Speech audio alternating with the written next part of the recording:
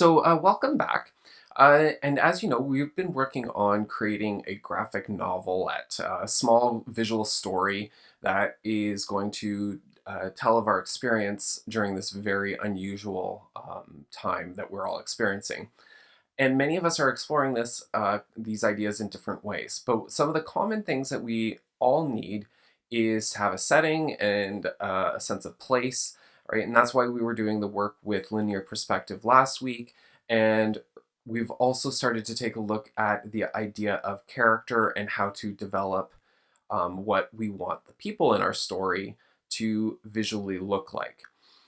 The work that we're going to be doing now is starting to take a look at what does the body look like and how does the body interact with its environment. And in order to be able to do that effectively, we need to understand the idea of space and form.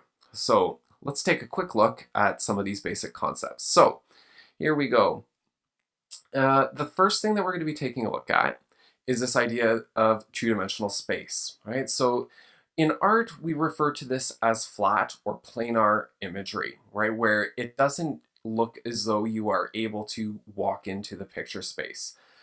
It's essentially acknowledging the fact that we're creating an image on a two-dimensional plane. And if we want to think mathematically, right, we can think of the Cartesian plane with the x and the y coordinates, right? There's only two dimensions that we can be working with.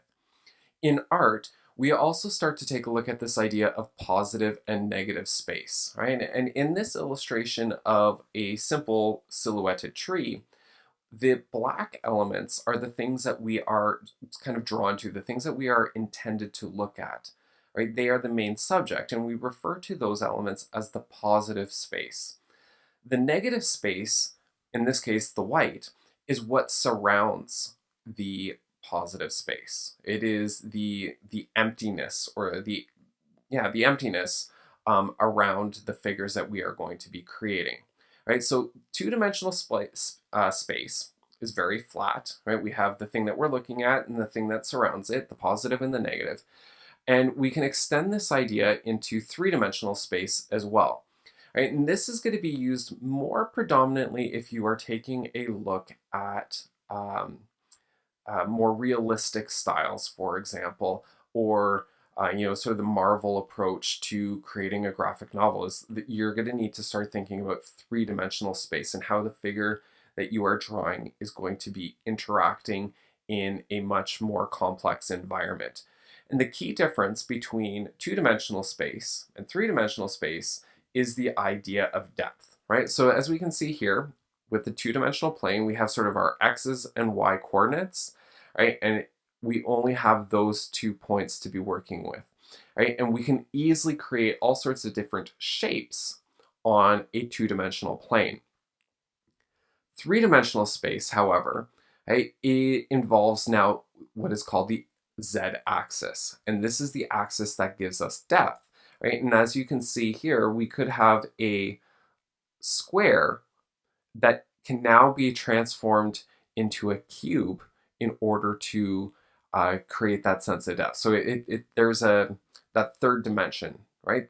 The length, the width, and the depth.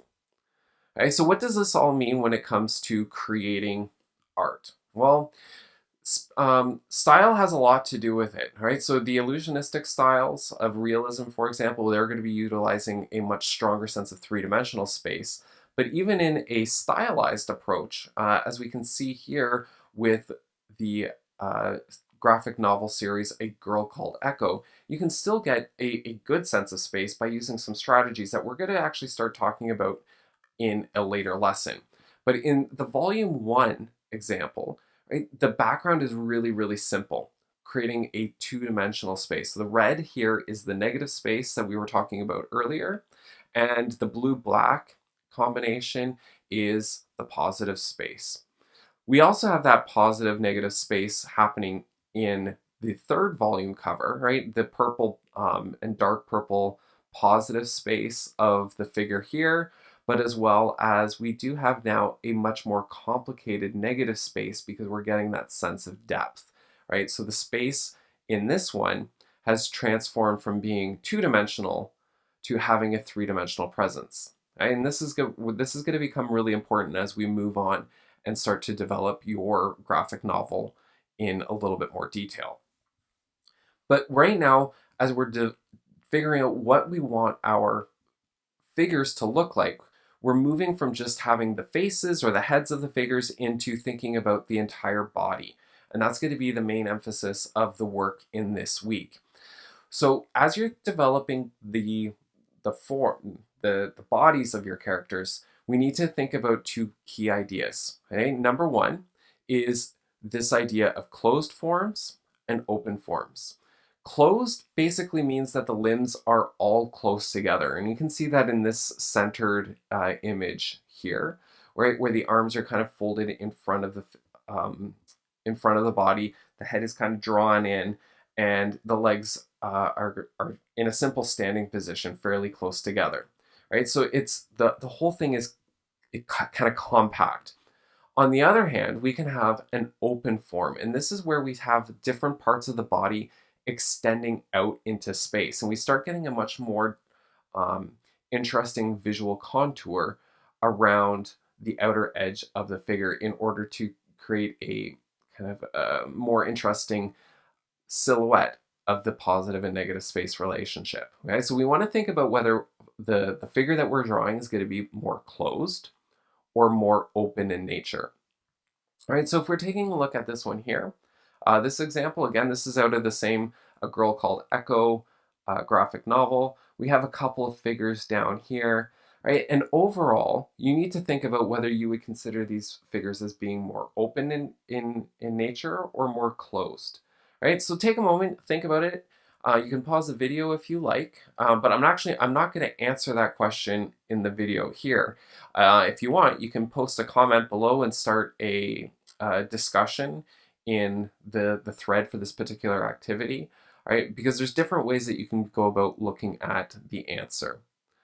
So here's another example, right? Do you think that the figure over here, right, the gentleman with the rifle, right, is in an open or closed stance, right? And there's various reasons that you could be using. And again, you can think for yourself. I'm not going to provide you with an answer, but I might chime in on the thread below as well as you discuss or have questions about this idea of open and closed figure.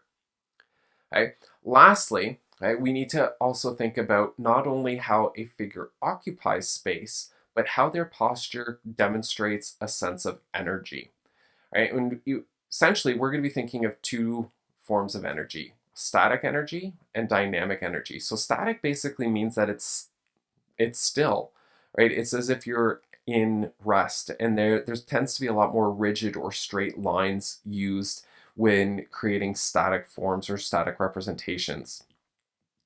Dynamic forms, on the other hand, right? They actually, right, this is actually a typo. I'm going to correct this before it gets posted to you guys, right? It's not about stillness, but it's about a lot of energy, right? And it's not a lack of action, but a strong sense of movement, right? So in this example here, we can see that this figure is actually very dynamic because of the twisting motion that we can infer by how the body is positioned, and especially because of the complexity of the contour that we draw around the perimeter of her body to define the positive and the negative space. Right, likewise, over here off in the corner, we have again a very static kind of closed form, right? The young lady here is just sitting, right? Looks like she's eating some bannock bread. But overall, there isn't a whole lot of motion, right? And this is what becomes really, really important, is this idea of how is the figure extending out into space, right? Is it open? Does the figure require a lot of energy, or is the action that you're trying to depict more subdued in nature, right? And lastly, right, when we're thinking about designing your characters, right, it's the same things. Make sure that you're thinking about, will the figure be in action, or is the character still, or standing and having a conversation with somebody? Is the character running?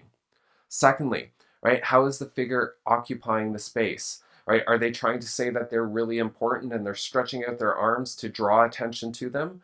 Or are they kind of quiet and meek and kind of small and closed in the background, saying that they're not really all that important? Right? And lastly, make sure that you're thinking about the contour and the complexity of that contour. It's really important that we think about that relationship between positive and negative space in order to create visual interest. If we take a look at the example that's on the screen right here, the artist has done one little thing, and that's just with the braid and having it come back out and kind of flying in the breeze, for example, right? And that breaks up a fairly simple, um, very simple contour and makes it a lot more dynamic and gives the impression maybe that there's actually a little bit of wind in this particular scene, right? And it's these types of details that by manipulating that outer contour of the positive negative space that you can begin to think about how your character can become even more interesting to look at. So, as always, if you've got questions as you're developing your character, please make sure that you are asking. We want to be able to help you out as best as we can, right? And completely acknowledging that it's challenging work at the best of times in terms of figuring out what you want a character to look like. Try a whole bunch of different ideas, and eventually, I know you'll be able to come up with one that works. And don't forget that the first time that you submit this, right, is going to be for feedback only, right? All I'm looking for is to make sure that you are progressing well and that you have a good sense of where you're going, and that I will be providing you with feedback in order to make further improvements to your work, right, before you finalize the ideas for your character. All right, good luck. Hope to see your work soon. Bye.